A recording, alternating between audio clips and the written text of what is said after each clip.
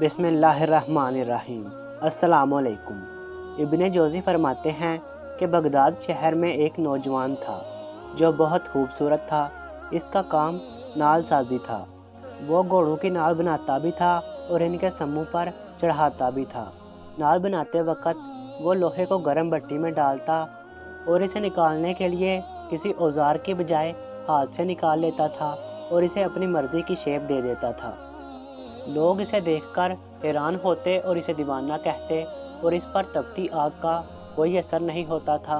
वही इसी बाज़ार में एक शख्स आया और इसने सारा माजरा देखा और इससे पूछा कि इसे गर्म लोहा पकड़ने से क्यों कुछ नहीं होता। वो कहता है कि वो लोहे को जल्दी से उठा लेता है और इसकी कैफियत ये हो गई है कि अब इसे कुछ नहीं होता। इस शख्स ने कहा, मैं तेरी बात नहीं मानता, ये तो कुछ और ही है। इसे लगा ये कोई पहचाना हुआ परहेजगार आदमी है। इसने कहा, तुम्हें कसम है इस खुदा की जिसने तुम्हें ये करामत दी है, मेरे हक़ में कोई दुआ कर दो। इस लड़के ने ये बातें सुनी तो इस पर गरिया तारी हो गई और इसने कहा, जैसा तुम सोचते हो वैसा कुछ भी नहीं है। ना तो मैं कोई मुत्तकी हूँ और ना ही मेरा सालिहीन में शुमार होता है। आने वाले शख्स ने कहा, ये कैसे मुमकिन हो सकता है? ऐसा काम तो सिर्फ अल्लाह के नेक बंदे ही कर सकते हैं। तो इस नौजवान ने कहा, ऐसा कुछ भी नहीं है। इस आदमी ने ज़्यादा इसरार किया तो वो नौजवान बोला, मैं तुम्हें बताता हूँ। एक मर्तबा एक गरीब लड़की मेरे पास मदद के लिए आई जो निहायत ही खूबसूरत थी, जिसको देखकर मेरी नीयत ख़राब हो गई। मैंने इससे बोला कि मैं तुम्हारी मदद करूँगा लेकिन बदले में तुम मुझे अपना जिस्म दोगी। तो वह लड़की ये सुनकर बहुत रोई और वापस चली गई। थोड़ी देर बाद वो वापस आ गई और मुझे आकर बोलती है कि मैं गरीबी के आगे हार गई हूँ, तुम जो चाहे कर लो मेरे साथ। वो नौजवान दुकान बंद करता है और इसे अपने घर ले जाता है।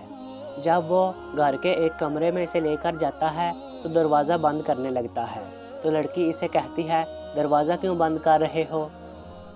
तो वो कहता है कि ऊपर से कोई आ ना जाए और हमें देख ना ले।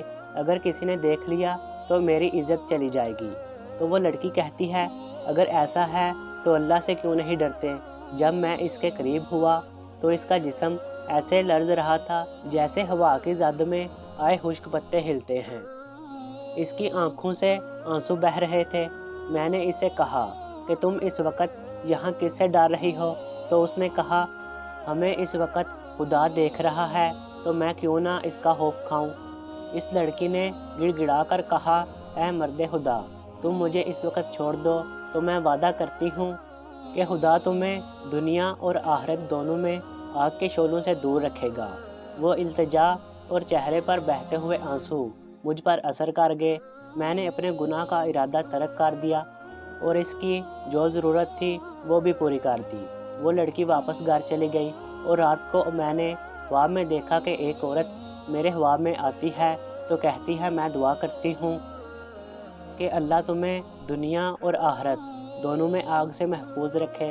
मैं इस लड़की की माँ हूँ जिस पर तुमने तरस खाया और इसकी मदद की। इसके बाद जब मैं सुबह लोहे को गर्म कर रहा था तो मैंने औजार पकड़कर लोहे को बाहर निकालने लगा कि मेरा हाथ भट्टी के अंदर चला गया और मैंने गर्म लोहे को हाथ से बाहर निकाल लिया और मुझ पर इस आग का कोई असर ना हुआ। तो मैंने जाना कि इस लड़की और इसकी माँ की दुआ कबूल हो गई।